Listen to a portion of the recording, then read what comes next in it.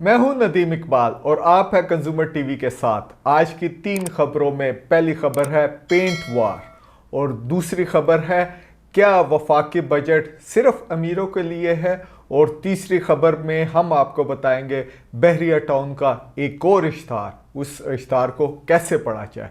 तो हम पहली खबर की तरफ चलते हैं।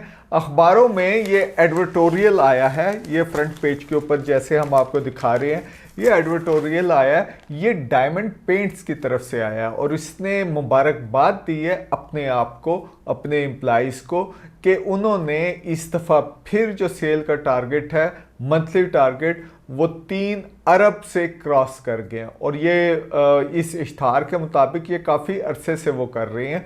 सो एक इन्होंने काफ़ी अच्छा, यानी अपनी परफॉर्मेंस को, इन्होंने अपनी परफॉर्मेंस पे अपने आप को कंग्रेचुलेट किया है इस इश्तहार के ज़रिए।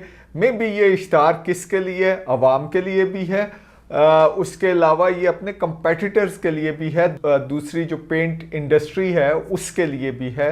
और इसमें हमारे पास डाटा वगैरह तो नहीं होता जो हम टोटल एनालाइज कर सके। डाटा मतलब ये है कि गवर्नमेंट सेक्टर से हमें इतना ज़्यादा, या कॉरपोरेट सेक्टर भी इतना ज़्यादा डाटा जो है अपनी रिपोर्ट्स के ज़रिए रिलीज़ नहीं करता कि कोई एनालिसिस वगैरह किए जा सके। लेकिन जनरली जब हमने ये देखा कि ये डायमंड पेंट का थोड़ा सा वो देखा, तो हमें पता चला कि 2022 में इनके ऊपर कोई 5 मिलियन यानी 50 लाख का एक fine competition commission of Pakistan ने किया था। ये आपको वो डिसीजन या ऑर्डर जो है, ये हम स्क्रॉल डाउन करके आपको दिखा रहे हैं। डिसेप्टिव मार्केटिंग में आपको पता है टोकन के ऐड जो है, पेंट के डब्बे के अंदर टोकन है या नहीं है, ये इश्तहार काफ़ी चलते हैं और इश्तहारों में ये बताया जाता है कि टोकन वाला पेंट ना ले और हमारा पेंट जो है टोकन के बगैर है। अच्छा, ये कंट्रोवर्सी देखने की काफ़ी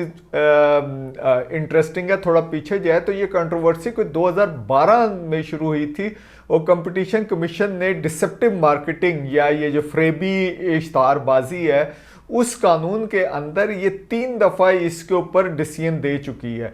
जो 2012 के अंदर ये जो डिसीजन था और जिसकी जो कंप्लेंट फाइल की गई थी, ये कंप्लेंट फाइल की थी 2012 के अंदर।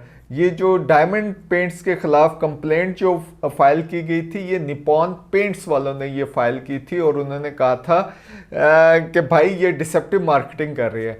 अच्छा, जो इंक्वायरी की कंपटीशन कमीशन ने, तो उनको ये पता चला, डिफरेंट कंज्यूमर ऑर्गेनाइजेशंस भी इसमें इन्वॉल्व थी, इनको ये पता चला कि बेसिकली जो डब्बे के अंदर टोकन रखा जाता है या पैसों के हिसाब से पैसे रखे जाते हैं किसी थैले के अंदर, या रिडीमेबल टोकन रखा जाता है, और ये जो पेंट का डब्बा होता है उसके बिल्कुल तह के अंदर इसको रखा जाता है। तो ये जो है, ये पेंटर या कॉन्ट्रैक्टर, ठेकेदार, उनको पता होता है, कंज्यूमर को ये पता नहीं होता। क्योंकि 2012 में ये फाइंडिंग थी कि इन्होंने जो टीवी का इश्तहार दिया था या उसके अलावा जो वो कलर स्कीम होती है, पेंट कार्ड्स जो होते हैं, उसके ऊपर कहीं नहीं लिखा हुआ था कि इनके डब्बे के अंदर जो है पैसे हैं या टोकन है या रिडीमेबल टोकन है। सो उस वक्त इन्होंने ऑर्डर किया था, कंपटीशन कमीशन ने तमाम पेंट बनाने वाले जो कंपनियां थी उनको ये कहा था कि भाई अगर ये तो आप टोकन अगर रखते हैं तो इसको आपने पब्लिक करना है और तमाम टीवी इश्तहारात और हर जगह पे आपने ये पब्लिक करना है। उसके बाद फिर निपॉन पेंट ने कुछ अरसे बाद कंप्लेंट की कि जनाब ये जो डायमंड पेंट वाले हैं ये तो इसकी वायलेशन कर रहे हैं। 2022 में दोबारा इसकी इंक्वायरी हुई और ये देखा गया कि जो टीवी एड है उसके अंदर ये नहीं बताया गया कि भाई इसके अंदर टोकन होता है। बाकी सारी जो वो पेंट वगैरह है या कार्ड्स वगैरह है उसके ऊपर, आप ये स्क्रीन के ऊपर भी देख रहे हैं, उसमें ये बताया गया। सो उसके बाद डायमंड पेंट के ख़िलाफ़ 50 लाख रुपए का जुर्माना किया गया। लेकिन ये 1 महीने के अंदर ये जो कर रहे हैं, और ये तकरीबन कोई ये 20 मिलियन लीटर पेंट जो पर ईयर जो है ये प्रोड्यूस करते हैं। ये इनकी थोड़ी पुरानी रिपोर्ट है, ये रफली इतना है। सो 3 बिलियन के सामने ये इस किस्म का जो है फाइन जो है ये कोई इतना बड़ी चीज़ तो नहीं नज़र आ रही। लेकिन ये जो टोकन का पूरा मैकेनिज़्म होता है, जब आप किसी पेंटर से पूछते हैं पेंट कराने के लिए कौन सा अच्छा पेंट है, किसका जो स्प्रेड लेवल है या दीवार को कौन सा पेंट ज़्यादा कवर करता है, तो जिसमें उसका इंसेंटिव होता है कि ये पैसे पड़े होंगे या टोकन पड़ा होगा, तो वो जो पेंटर है या जो कारीगर है वो तो कंज्यूमर को यही कहेगा कि भाई वो वाला पेंट खरीदे, क्योंकि उसका वैसे ही उसका इससे क्या ताल्लुक है ये कवरेज अच्छी है या ये क्या चीज़ अच्छी है, उसने तो अपनी आसानी देखनी है, अपनी दिहाड़ी जो लगानी है वो देखनी होती है।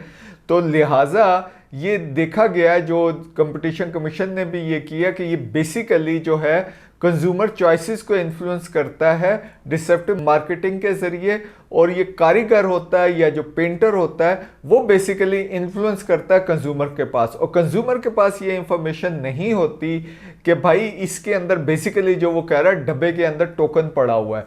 सो ये जो कंपेटिटर है उन्होंने भी, आपने अक्सर जगहों पे देखा होगा, वो कंपेन चलाते हैं कि टोकन वाला पेंट ना लें, टोकन वाला पेंट ना लें। तो ये बड़ी एक इंटरेस्टिंग है, ये पेंट जो इंडस्ट्री है उसकी आपस की वार, हम इसको फॉलो करते रहेंगे और देखेंगे कि इसमें आगे क्या डेवलपमेंट होती है। दूसरी खबर की तरफ चलते हैं। ये जो वफाकी बजट आया है 2025-26 का, इसके बारे में एक चीज़ यही कही जा रही है कि ये जो है एलीट कैप्चर है, यानी ये टिल्ट है एलीट की साइड के ऊपर, और एग्जांपल्स भी फिर आपको पता है कि वो निकल आती हैं। एक तो पहली एग्जांपल ये है कि कल जब फाइनेंस मिनिस्टर और एफबीआर के चेयरमैन और सेक्रेटरी फाइनेंस से ये पूछा गया कि भाई वो जो मिनिमम वेज है वर्कर्स की उसको क्यों नहीं रेज किया गया, जब वो कह रहे हैं कि गवर्नमेंट एम्प्लॉइज, फेडरल गवर्नमेंट के एम्प्लॉइज उनको रेज दी गई है 10%, और उसकी जस्टिफिकेशन ये दी गई है कि हमने 3% उनको ज़्यादा रेज दी है, 7% के ऊपर इन्फ्लेशन जा रही है। यानी इन्फ्लेशन का मतलब ये होता है कि जो आपकी सैलरी है वो बेसिकली 7% कम होगी, तो आपने उसके अंदर 10% इंक्रीज करके तो 3% की बेसिकली प्रैक्टिकली उनको वो रेज मिली है। तो जब उन्होंने पूछा कि जब ये नोटिफिकेशन हुआ है, लॉ के अंदर है कि मिनिमम वर्कर की सैलरी 37,000 होगी, तो इस दफ़ा उसको क्यों नहीं बढ़ाया गया, यही जस्टिफिकेशन लेके आए ना इन्फ्लेशन की, क्योंकि उनकी अगर 37,000 है तो वो भी तो कम होगी। अगर आप उसको 7% के हिसाब से कहते हैं इन्फ्लेशन का रेट है, तो वो 37,000 से कम होते होते हो सकता है 33-34,000 तक होगी है। जिनके पास स्टेटिस्टिक्स अच्छे हैं वो ज़्यादा बेहतर कैलकुलेशन कर सकते हैं। लेकिन उन्होंने ये कहा फाइनेंस मिनिस्टर ने कि भाई वो जो पिछली 37,000 है वो भी इम्प्लीमेंट नहीं हुई, अगर आप इंक्रीज करेंगे तो वो कैसे होगे। और उन्होंने कहा कि ये इंडस्ट्री भी नहीं लगाना चाह रही और प्राइवेट सेक्टर भी ये जो पिछले साल वाली रेज है वो नहीं देना चाह रही। और इसका एक आई ओपनिंग जो स्टेटमेंट आई है वो आई है कराची में सिंध असेंबली में, जहां पर लेबर डिपार्टमेंट जो प्रोविंशियल लेबर डिपार्टमेंट है उसकी तरफ से और Sindh employees social security institution उसके जो हेड है उनकी तरफ से ये स्टेटमेंट आई है कि 80% जो वर्कर्स कराची के अंदर काम करते हैं उनको 37,000 सैलरी नहीं मिलती, और इसमें जो बहुत बड़ी तादाद है वो ये जो सिक्योरिटी गार्ड्स हैं उनको ये नहीं मिलती, 37,000 से कम मिलती है, हालांकि लॉ 37,000 कहता है। और जो फिगर्स उन्होंने दिए हैं उन्होंने बताया कि इस टाइम कराची के अंदर कोई 18,000 के करीब जो है फंक्शनल इंडस्ट्रियल यूनिट्स काम कर रहे हैं, और जिसमें 80,000 एम्प्लॉइज़ है। सो उसमें से आप देख लें कि वो क्या हिसाब किताब है, जब 80% से ज़्यादा वो कह रहे हैं कि उनको ये 37,000 जो मिनिमम वेज है या मिनिमम सैलरी आप कह लें या मिनिमम तनख्वाह आप कह लें वो नहीं दी जा रही, तो आप तो उस साइड के ऊपर जा ही नहीं रहे। दूसरा जो एक और जो चीज़ नज़र आ रही है वो ये है कि सैलरी क्लास के टैक्स के ऊपर ही हुकूमत का ज़्यादा ज़ोर है, क्योंकि अल्टीमेटली जो जीएसटी वगैरह के अंदर भी वो हुआ वो भी सैलरी क्लास ही उसका बल्क जो है उसी के ऊपर पड़ता है। एक तो इनकम टैक्स से कट रहा है, दूसरा वो इनडायरेक्ट टैक्स भी दे रहे हैं। सो ये भी है। अच्छा जो रिटेल मार्केट है या होल सेलर है उनसे हुकूमत डरती है, और ख़ास तौर पे PMLN का तो ये समझा जाता है कि ये है ही उन्हीं की हुकूमत, और वहाँ पे कोई चीज़ नहीं होती है, वहाँ पे सिर्फ इन्फोर्समेंट वगैरह की बात ही होती है। यानी जो सैलरी क्लास है वो 660 बिलियन दे चुकी है। सबसे बड़ा ये सेगमेंट है जो सैलरी क्लास है, जो प्राइवेट सेक्टर और जो तनख्वाहदार तबका है उसकी है। और जो ये रिटेलर हैं और ये बड़ी बड़ी मार्केट के अंदर हैं, आप चले जाएं कहीं पे जिना सुपर, ये 7 FBR के सारे अफसर यहाँ पे आके शॉपिंग करते हैं। वहाँ पे आप ज्वेलरी की दुकान पे चले जाएं, वहाँ पे आपसे क्रेडिट कार्ड नहीं लेगा क्योंकि डॉक्यूमेंट होता है ना, हर जगह के ऊपर कैश चल रहा होता है। ये जिना सुपर मेन मार्केट है इस्लामाबाद की, FBR से कोई ज़्यादा दूर नहीं है, वहाँ कैश इकानमी चल रही होती है।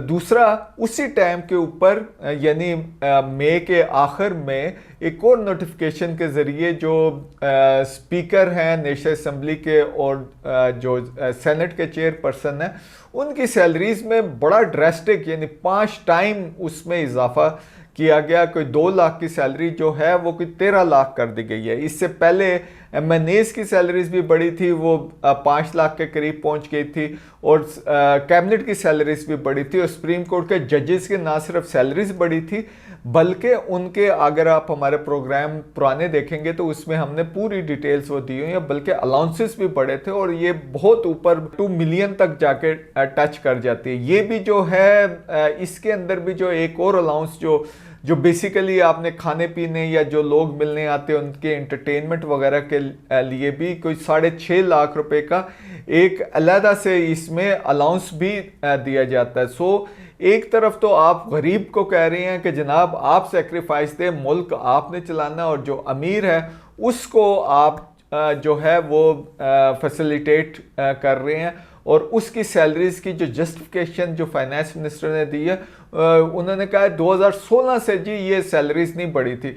तो भाई ये जो MNAs और ये जो इलेक्ट होके आते हैं ये कोई परमानेंट काम तो नहीं कर रहे ना, 2016 से नए लोग होके आ रहे हैं, उसमें चंद होंगे जो पुराने चल रहे हैं। तो जब असेंबली आई है तो उससे पहले कुछ करें या उस टाइम पैकेजेस वगैरह हो। ये तो नहीं है कि 2016 से नहीं बढ़ी तो आप ये कर रहे हैं, ग्रेजुअली इसको बढ़ाएं, कोई तो जस्टिफिकेशन दे। कोई इन्फ्लेशन एडजस्ट की है, 2 लाख के अंदर आप 7% और बढ़ा दें, 10% और बढ़ा दें, ये वाली कौन सी जस्टिफिकेशन है? परफॉर्मेंस बेस्ड जस्टिफिकेशन आपने करनी तो परफॉर्मेंस दे दें, ये तो कोई तरीका नहीं है। 2016 से नहीं बढ़ी तो ये नहीं हुआ, बहुत सारे लोगों की इस तरीके से सैलरीज नहीं बढ़ी।